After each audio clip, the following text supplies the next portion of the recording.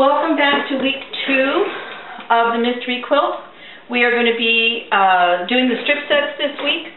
So the first thing is strip set A for the A block. Okay, so we're going to do that. We're going to take the 5.5-inch strip and attach a 2.5-inch strip on either side. And just like my fabric, my neutral fabric, is difficult to tell which one is the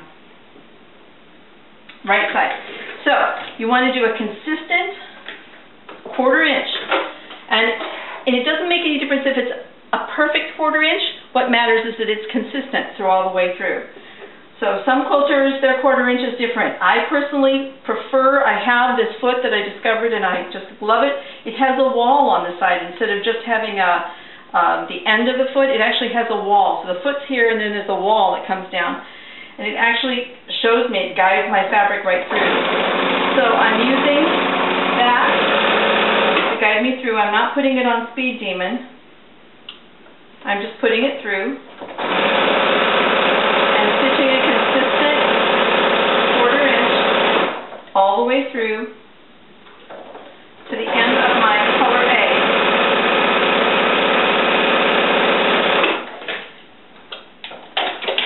If you don't have a thread cutter on your machine, I'm sorry for you.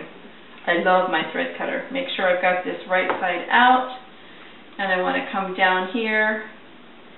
And so we're putting a 2.5 strip on either side of a 5.5 strip. This is color A only. Color A only. You do this.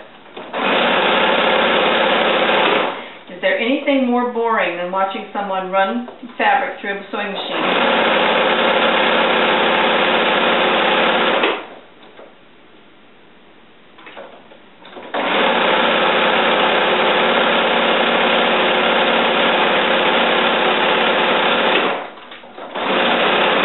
And yet I bore you with it anyway. Okay, you also have to get through the complete cycle. So now I'm also going to give you pressing tips, but here is what you need for color A. This is the first strip set. The second strip set is a 3.5. Oops, they're over here. Just a sec. A 3.5. Then a 1.5, then a 3.5, jeepers, a 3.5, then a 1.5, magic fingers, and then another 3.5 to finish it off. So this is a long strip set. So then create this strip set for your next piece to finish off block A. Okay, or color A, I should say. So you're going to stitch those together, and I'll be back after I get this all stitched. Okay, so I've got my strip sets all done. Color A is a 2.5, a 5.5, and a 2.5. Also a 3.5, 1.5, 3.5, 1.5, 3.5. So that's the color strip set you need for color A. B, C, D, and E are all the same. They're 1.5, 1.5, 1.5. You need 2 of those. 2.5 by 1.5. You need 2 of those. Also, so I've got color. I just chose 2 colors to be together. It doesn't make any difference. But you need this section to be the same. And let's see if that other one is in there as well. Okay, yeah. And this one too. Okay, so you need these to be consistent. So you've got a 4.5, a 1.5, a 4.5, and you only need 1 of those. Then you need 2 each of one of the colors by a 2.5, 1.5 by a 2.5, 1.5 by a 2.5, and then an alternating 1.5, 1.5, 1.5 here. And then you do the same thing. Let me show you over here with the second color combination, and it doesn't make any difference which color you choose, but once you've chosen it, then it has to stay that way. So we've got the same thing, 1.5, 1.5, 1.5, and then you need 2 of those. We need 2 of these at 2.5 and 1.5, 2.5 and 1.5, and then a 4.5, a 1, and a 4.5, and you only need 1 of those. Now, for my quilts, you have extra fabric, So I'm making as many blocks as I can, and who knows, this may turn out to be way more than just a baby quilt. Okay, see you next week. Okay, so once you have your strip sets begun, as you can see, I don't have this strip completely put together yet, but I want to show you a pressing trick that I learned. For this one, you're going to love me because there's no intersecting seams or anything like that. I mean, this doesn't have any triangles that are coming together or anything like that. So for this particular quilt, I'm stitching because nothing has to sandwich up next to each other. I'm pressing all my seams open. And I learned this trick watching the quilt show. Hold on.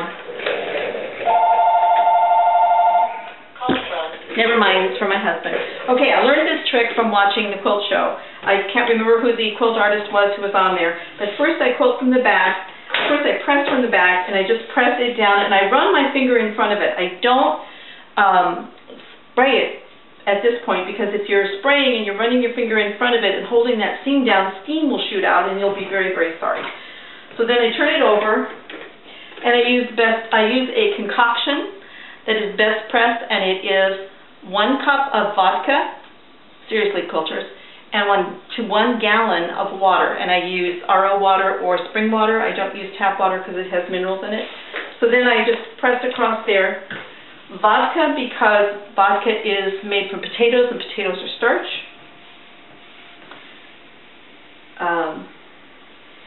So then I give that a press till it's dry, bring it over to a cool place on my ironing board, place a long enough ruler over that seam, and then put a heavy weight on top of it, and let it cool. Now, what this accomplishes is it sets that seam. Usually we press and then we go back and sew again, before that seam has actually had an opportunity to set and get cool. So we haven't had a chance to make it fully set.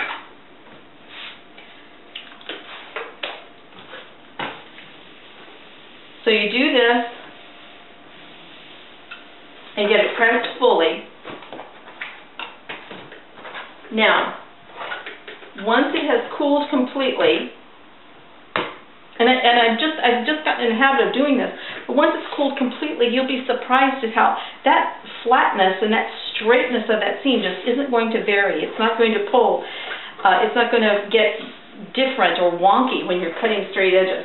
So this was just the coolest idea ever, and I've just gotten in the habit of doing it, and it's made my quilting just so much better.